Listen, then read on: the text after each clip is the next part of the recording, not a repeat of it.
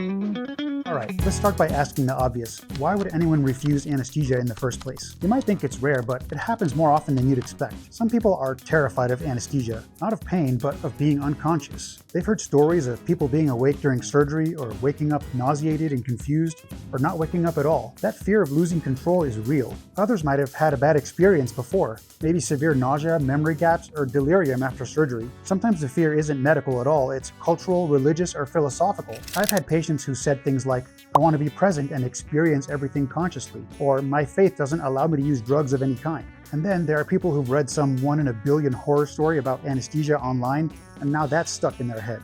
Of course they're going to be scared of it. As anesthesiologists, when we meet a patient who refuses anesthesia, our first step isn't to argue, it's to listen. We need to try and understand the reasons behind that fear, because sometimes the fear isn't really about anesthesia.